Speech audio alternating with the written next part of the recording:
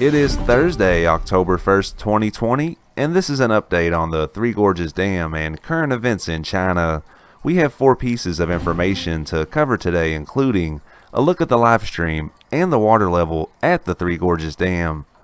Also, courtesy of BBC.com, Ai Weiwei, too late to curb China's global influence. Next, courtesy of Asia Times, in China, self-indulgence is off the menu. We also have some new tweets. Let's hop into it.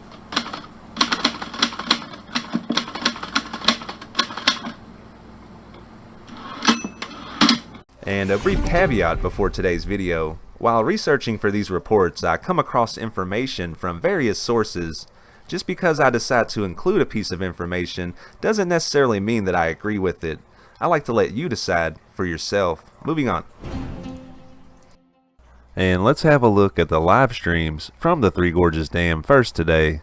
As we can see, the spillway angle camera is up and running, while the side angle camera remains deactivated. And now let's have a quick look at the water level at the dam. The current water level at the Three Gorges Dam is 164.45 meters. The current inflow is not noted, and the current outflow sits at 14,900 cubic meters per second.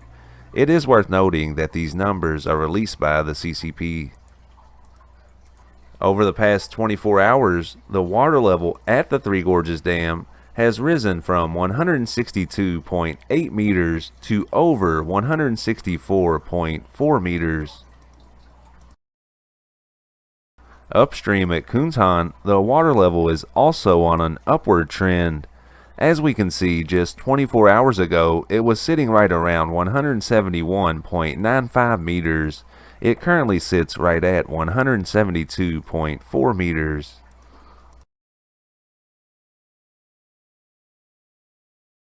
And this comes courtesy of bbcnews.com. Ai Weiwei, too late to curb China's global influence. The leading Chinese descendant, the artist and filmmaker Ai Weiwei, says China's influence has become so great that it can't now be effectively stopped. The West really should have worried about China decades ago. Now it's already a bit too late, because the West has built its strong system in China, and to simply cut it off will hurt deeply. That's why China is very arrogant. Ai Weiwei has never minced his words about China. It's a police state, he says. The artist famously designed the Bird's Nest Stadium for the 2008 Beijing Olympics, but ran into serious problems after he spoke out against the Chinese government. Eventually, in 2015, he left China to come to the West. He lived first in Berlin and last year settled in Cambridge. Mr. Ai believes that China today uses its immense economic power to impose political influence. It's certainly true that China has become much more assertive in recent years. Until around a decade ago, China presented a modest face to the world. The official government slogan was, "Hide your light and bide your time." Ministers insisted that China was still a developing country with a lot to learn from the West. Then Xi Jinping came to power. He became Secretary General of the Chinese Communist Party in 2012 and president the following year. He introduced a new tone. The old modesty faded and there was a different slogan, "Strive for achievement." In some ways, China still is a developing country, with 250 million people below the poverty line. Yet it is already the world's second biggest economy, and is on course to overtake the US over the next decade or so. China's influence in the world is becoming more and more obvious, at a time when America's authority has visibly declined. I've seen for myself the clear signs of China's growing political strength and involvement right across the world, from Greenland and the Caribbean to Peru and Argentina, and from South Africa and Zimbabwe to Pakistan and Mongolia. The chair of the British Parliament's Foreign Affairs Committee, Tom Tugendhat, has recently accused China of pressuring Barbados to dump the Queen as its head of state. Today, China has a significant presence virtually everywhere on the globe. Any country which challenges its basic interests suffers for it. When the Dalai Lama visited Downing Street, Anglo-Chinese relations were put into deep freeze. And recently, when the Speaker of the Czech Republic's parliament visited Taiwan, a top diplomat warned that the Chinese government and people will not sit idle when facing the open provocation from the Czech Senate Speaker. Yet the outspoken and highly influential editor-in-chief of China's Global Times newspaper, Hu Xijin, rejects any suggestion that China is an international bully. I want to ask you, when did China ever pressure any country to do anything against their will? It is the U.S. that continues to carry out sanctions in the world, especially economic sanctions on so many countries. Which country do you know China has sanctioned? Yet China is currently involved in angry standoffs with a whole range of countries: Taiwan, Australia, Japan, Canada, India, Britain, and of course the US. The language the Global Times sometimes uses can sound like the worst rhetoric from the old Mao Zedong days. Mr. Hu himself recently wrote an editorial describing Australia as the chewing gum under China's boot. When I asked him about this, he said that the current Australian government had repeatedly attacked and annoyed China. I do feel like they are a piece of gum stuck to the bottom of my shoe. I can't shake it off. It's not a nice feeling. I said it as an expression, and it is my right to an opinion. Most foreign observers think that China's aggressive behavior in fact hides an underlying nervousness. President Xi and his colleagues are haunted by the memory of how the old Soviet Empire simply vanished between 1989 and 1991 because it lacked any support from ordinary citizens. China is too big, too involved in everyone's lives, for the US and its allies to remain in a permanent state of outright hostility towards it.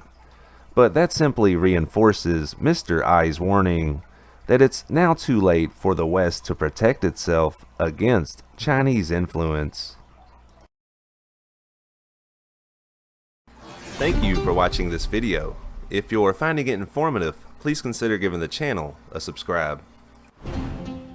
And this comes courtesy of the Asia Times. In China, self-indulgence is off the menu.